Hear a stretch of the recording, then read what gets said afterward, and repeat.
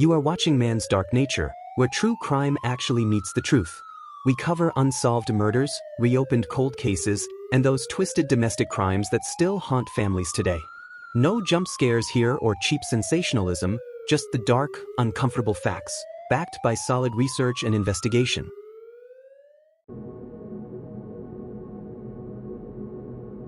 She danced on the world's most prestigious stages, captivating audiences with her grace and beauty.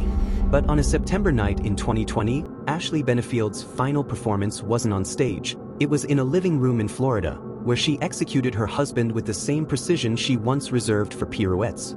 This isn't a story about domestic violence.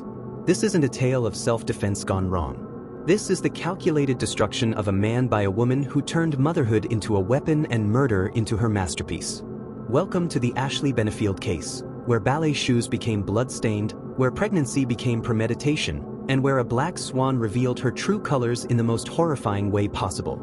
September 2016. Charleston, South Carolina. Ashley Byers was 24 years old, a professional ballerina whose beauty and talent had opened doors across the country. She had danced with prestigious companies, graced stages that most performers only dream of, and lived the artistic life that seemed perfect from the outside. But perfection, as any ballerina knows, requires control. Complete, obsessive, suffocating control. Enter Doug Benefield, a 54-year-old former Navy pilot, businessman, and recent widower still grieving the loss of his first wife to cancer. At 30 years older than Ashley, Doug represented stability, security, and perhaps most importantly for what would come next, wealth. Their first meeting was orchestrated like a ballet itself. Doug was attending a political event where Ashley was performing. She was ethereal in white, moving like poetry across the stage. He was captivated not just by her talent, but by something deeper, a vulnerability that seemed to call out for protection. What Doug didn't realize was that he wasn't meeting a damsel in distress. He was meeting a master manipulator who had just identified her next victim. 13 days. That's how long Ashley knew Doug Benefield before she married him. 13 days from first meeting to walking down the aisle. Friends called it romantic. Family members called it concerning. Looking back now, investigators would call it the first red flag in a pattern of calculated control. But Doug was in love, or what he thought was love. In reality, he was being hunted by a predator who specialized in appearing helpless while systematically destroying everything around her. The whirlwind romance wasn't passion. It was strategy, and Doug Benefield had just signed his own death warrant. Within months of their marriage, Ashley Benefield was pregnant. For most couples, this would be joyful news, the natural progression of a loving relationship. But Ashley's pregnancy wasn't about love or family. It was about ownership. It was about creating a human being that would belong completely to her, and about ensuring Doug Benefield would never be able to escape her web. From the moment Ashley announced her pregnancy, the mask began to slip. She became increasingly controlling, manipulative, and paranoid. Doug, who had been a successful businessman and pilot, found himself walking on eggshells in his own home. Ashley monitored his every move, questioned his every decision, and slowly began isolating him from friends and family. But the most sinister part of Ashley's plan was just beginning. She started claiming Doug was trying to poison her. Think about the diabolical genius of this accusation. A pregnant woman claiming her husband is trying to poison her and their unborn child. It's the perfect crime within a crime, an allegation so horrific that it immediately positions her as the victim and him as the monster, regardless of evidence. Ashley began documenting everything. Every meal Doug prepared, every drink he offered, every vitamin or supplement he suggested. She was building a case, creating a narrative, and preparing for the final act of her deadly performance. Doug, confused and increasingly desperate, tried to save his marriage. He suggested counseling. He changed his behavior to accommodate her fears. He bent over backwards to prove his love and devotion. What he didn't understand was that Ashley didn't want a loving husband. She wanted a dead one. The poison allegations served multiple purposes in Ashley's grand design. First, they justified her moving out of their shared home and back to her mother's house in Florida. This gave her physical distance and the appearance of fleeing abuse. Second, they created a documented history of domestic violence that would later support her self-defense claim. Third, they positioned Doug as an immediate threat to both her and their unborn child, establishing motive for what she was already planning. Most importantly, they were completely unprovable. How do you defend against accusations of poisoning when no poisoning occurred? How do you prove you're not trying to harm someone when the very act of denying it makes you look guilty? Ashley Benefield had weaponized pregnancy itself, turning the miracle of new life into a tool for murder. August 2018. Baby Emerson was born. For Doug Benefield, this should have been one of the happiest moments of his life. He was 56 years old, holding his daughter for the first time, overwhelmed with love and hope for their future together. Ashley saw something different when she looked at her newborn daughter. She saw leverage. She saw a permanent connection to Doug's wealth. Most chillingly, she saw a human being that would belong completely to her, if Doug was out of the picture. What happened next reveals the true nature of Ashley Benefield's character and the calculated horror of her plan. She immediately began using Emerson as a weapon against Doug. Ashley would disappear with the baby for days at a time, refusing to tell Doug where they were. She would make allegations of abuse, then withdraw them. She would promise visitation, then cancel at the last minute. She turned fatherhood into a torture device, designed to break Doug's spirit and push him toward desperation. But Doug fought back. He hired attorneys. He filed for custody. He documented Ashley's behavior and sought legal remedies to see his daughter. This was Ashley's greatest fear, losing control of the narrative and the child. The custody battle revealed disturbing patterns in Ashley's behavior. Court documents showed she had made multiple false allegations against Doug, then been unable to provide evidence to support them. She had violated custody orders repeatedly. She had attempted to alienate Emerson from her father through systematic manipulation. Most damning of all, psychological evaluations suggested Ashley exhibited traits of personality disorders that made her a danger to those around her, especially those who tried to leave or limit her control. Doug's attorneys were building a strong case for custody. Ashley's credibility was crumbling. Her control was slipping away. And that's when she decided Doug Benefield had to die. September 27, 2020. Manatee County, Florida. The setup was perfect in its simplicity. Ashley invited Doug to her mother's house, ostensibly to discuss their daughter's future and potentially reconcile their relationship. She played the role of the loving wife who had finally realized her mistakes, the mother who wanted what was best for their child. Doug, desperate for any chance to be part of his daughter's life, came immediately. What he didn't know was that Ashley had spent months preparing for this moment. She had researched self-defense laws. She had documented a history of alleged abuse. She had positioned herself as the perfect victim and Doug as the perfect perpetrator. All she needed now was the perfect crime scene. The murder itself was as calculated as everything else Ashley had done. When Doug arrived, Ashley was ready. She had likely already decided he would die that night, but she needed it to look like self-defense. She needed witnesses to see her as the victim, not the killer. What happened in that house between 7 p.m. and 8 p.m. on September 27, 2020, was not a domestic dispute gone wrong. It was not a woman defending herself from an abusive husband.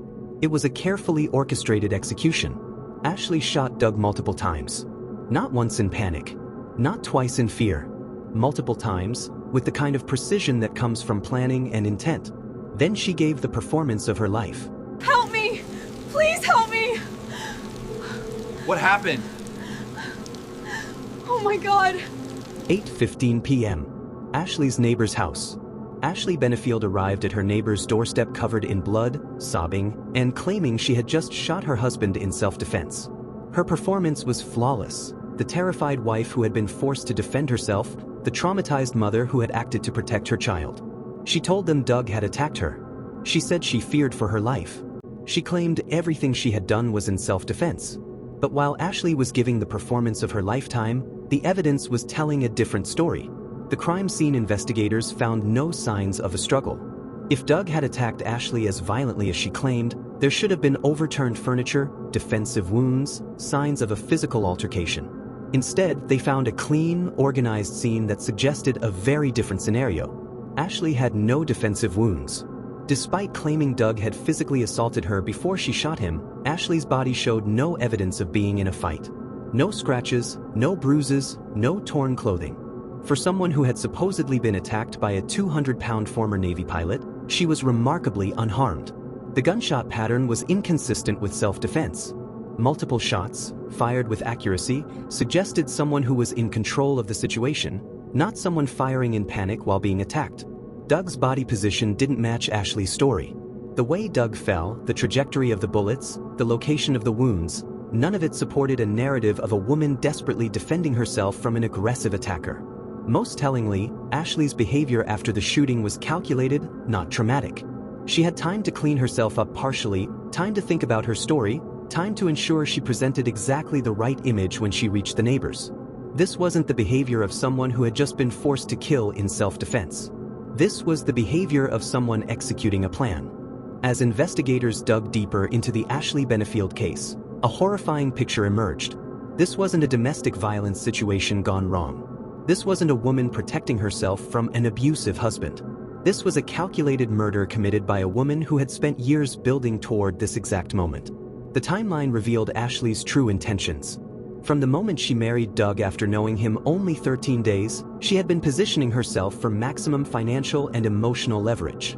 The pregnancy, the poison allegations, the custody battle, each phase had been designed to either control Doug completely or eliminate him entirely. The financial motive was substantial. Doug Benefield was a wealthy man, and Ashley stood to inherit significantly from his death, especially if she maintained custody of their daughter and could claim to be a victim of domestic violence. The custody motive was even more powerful. With Doug alive, Ashley would have to share Emerson for the rest of her life.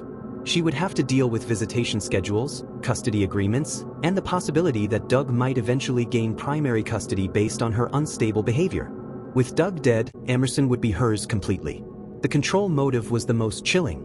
Ashley Benefield was a person who needed absolute control over everyone in her life. Doug's refusal to be completely dominated, his legal challenges to her behavior, his insistence on being part of his daughter's life, these were threats to Ashley's need for total dominance. So she eliminated the threat. July 2024. Manatee County Courthouse. The trial of Ashley Benefield was a masterclass in how a skilled manipulator continues their deception even when facing life in prison. Ashley played the grieving widow, the protective mother, the abuse victim who had been forced to defend herself. Her attorneys presented her as a woman driven to desperation by a controlling older husband. They painted Doug as a predator who had groomed a young ballerina, isolated her from her support system, and threatened her and her child. But the prosecution saw through the performance. Prosecutor Suzanne O'Donnell laid out the truth. This case is about a woman who, very early on in her pregnancy, decided she wanted to be a single mother. The evidence showed Ashley hadn't been defending herself. She had been executing a plan years in the making. The forensic evidence destroyed Ashley's self-defense claim. The lack of defensive wounds, the absence of signs of struggle, the trajectory of the bullets, everything contradicted her story of desperate self-defense.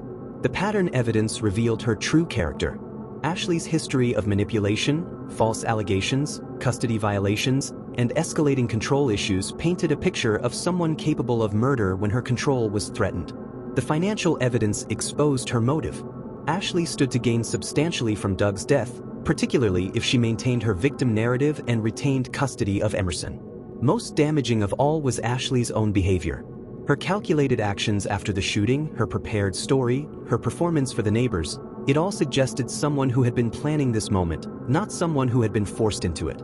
July 30th, 2024. After 6 days of trial and careful deliberation, the jury saw through Ashley Benefield's final performance. They rejected her self-defense claim and found her guilty of manslaughter with a firearm. The jury recognized what investigators, prosecutors, and anyone who looked honestly at the evidence could see: Ashley Benefield was not a victim. She was a killer who had spent years orchestrating her husband's murder. December 3, 2024. Ashley Benefield was sentenced to 20 years in prison, followed by 10 years of probation. As the sentence was read, her mask finally slipped completely. The grieving widow, the protective mother, the abuse victim, all of it disappeared, revealing what had been there all along: a cold, calculating killer who had murdered her husband for money, custody, and control. The most chilling aspect of the Ashley Benefield case isn't just that she murdered her husband, it's how close she came to getting away with it completely. Ashley's plan exploited every bias in the criminal justice system that favors women who claim domestic violence. She knew that allegations of abuse are taken seriously, that pregnant women are seen as vulnerable, that mothers are presumed to be protective rather than predatory. She weaponized these assumptions, turning society's legitimate desire to protect abuse victims into a shield for her own criminal behavior. If Ashley had been a better actress, if the physical evidence had been less clear, if she had controlled her need for dominance just a little better, Doug Benefield's murder might have been written off as justified self-defense. The system almost failed Doug Benefield completely. A man who had done nothing but love his wife and want to be part of his daughter's life was murdered by the person he trusted most, and that same person almost convinced the world he deserved it. Doug Benefield will never see his daughter grow up. Emerson will grow up knowing her mother murdered her father. She will live with the trauma of having a killer for a mother and will need years of therapy to understand that none of this was her fault. Doug's family and friends lost a man they loved to a woman they trusted. They welcomed Ashley into their lives, celebrated her marriage to Doug, and supported her during her pregnancy, never knowing they were enabling a murderer. The broader community of domestic violence survivors was betrayed by Ashley's false allegations. Every time someone lies about abuse, it makes it harder for real victims to be believed and supported. But perhaps most tragically, Doug Benefield died believing his wife was the victim of their troubled marriage. Even as Ashley was planning his murder, Doug was trying to save their relationship. Even as she was positioning him as an abuser, he was fighting for custody because he loved his daughter. Even as she was preparing to kill him, he came to her mother's house hoping for reconciliation. Doug Benefield died not knowing that the woman he loved had been planning his murder for years. In some ways, that might be a mercy. In others, it's the cruelest part of all. Ashley Benefield's story ends not with applause, but with the slam of a prison door. The woman who once captivated audiences with her grace and beauty will spend the next 20 years in a concrete cell, her performances limited to conversations with guards and fellow inmates. The ballerina who demanded perfection in every movement will learn to live with the imperfection of prison uniforms and institutional schedules. The manipulator who controlled everyone around her will discover what it means to have no control at all. But justice for Doug Benefield isn't just about Ashley's punishment, it's about the truth finally being told. Doug Benefield was not an abuser. He was not a threat. He was not someone who deserved to die. He was a father who loved his daughter, a husband who tried to save his marriage, and a victim of the most calculated form of domestic violence, murder disguised as self-defense. Ashley Benefield was not a victim. She was not defending herself. She was not protecting her child. She was a killer who spent years planning the perfect murder and almost got away with it.